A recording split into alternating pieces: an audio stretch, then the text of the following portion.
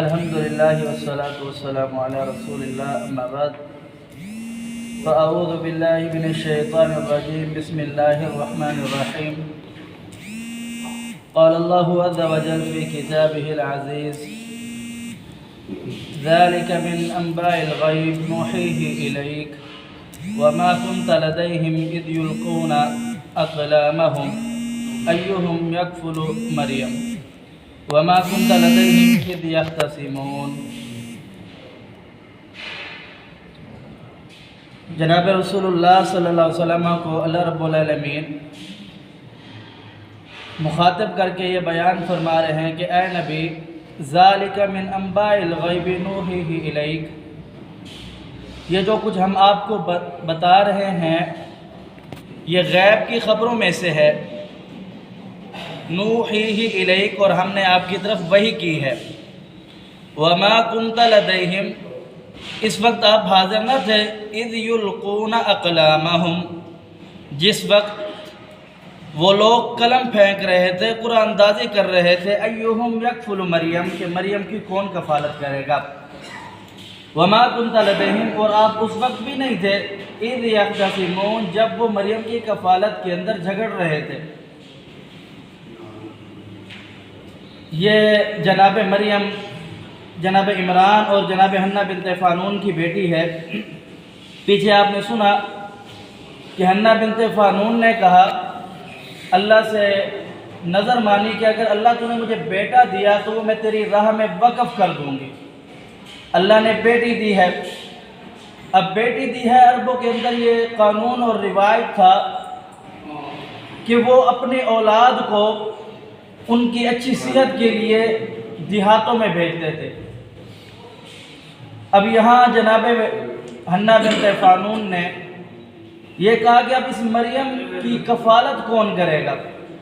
اس بات پر بہت سارے دعوے دار اکٹھے ہو گئے، اختلاف ہو گیا۔ وہ پریشان ہو کر کے حنہ بنت فانون مسجد اقصی بیت المقدس کے اندر چلی گئی۔ جب بیت المقدس کے اندر گئی تو کہا کہ اس کو میں نے اللہ سے نظر مانی تھی کہ اگر مجھے اللہ اولاد دے گا تو میں اللہ کی راہ میں وقف کر دوں گی، اب میں اسے لا تعلقی کا اظہار کرتی ہوں کہ یہ اللہ رب العالمین کے لیے ہے، یہ اللہ کے دین کی خدمت کرے گی۔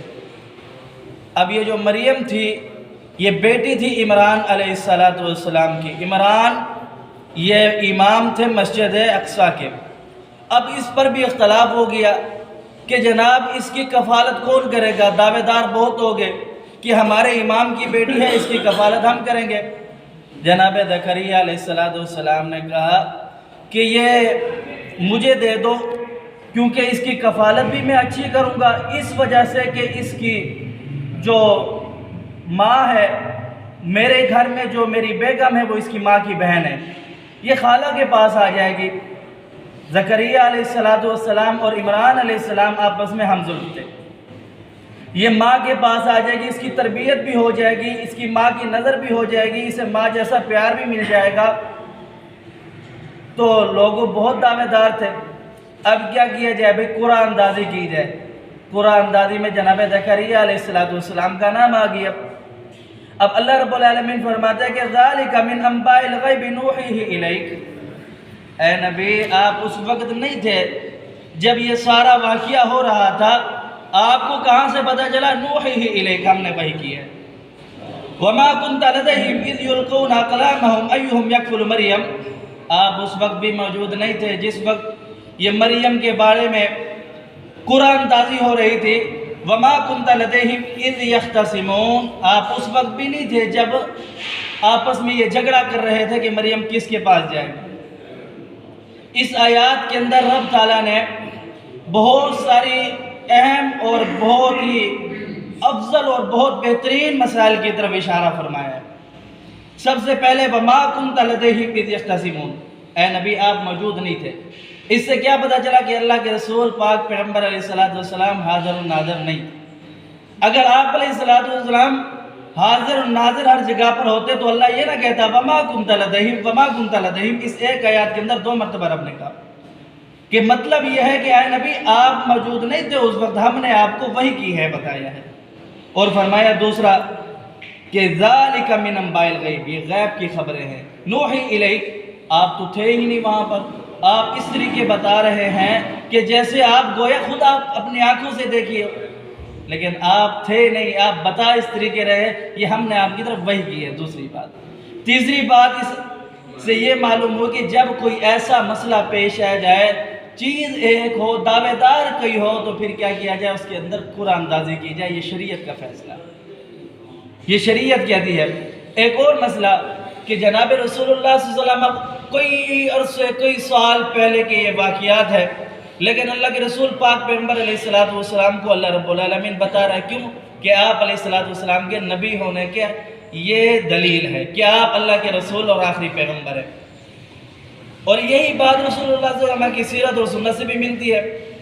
جناب خولہ رضی اللہ تعالی عنہ آپ علیہ السلام کے پاس آتی ہے، آ کر کے کہتی ہے اللہ کے رسول میں نے جوانی ساری اپنے شوہر کے لیے وقف کر دیا، اب میں بوڑھی ہو چکی ہوں، میرا شوہر مجھے کہتا ہے کہ تیری پیٹھ میری ماں کی طرح ہے، اس بات پر وہ بھی شرمندہ ہے۔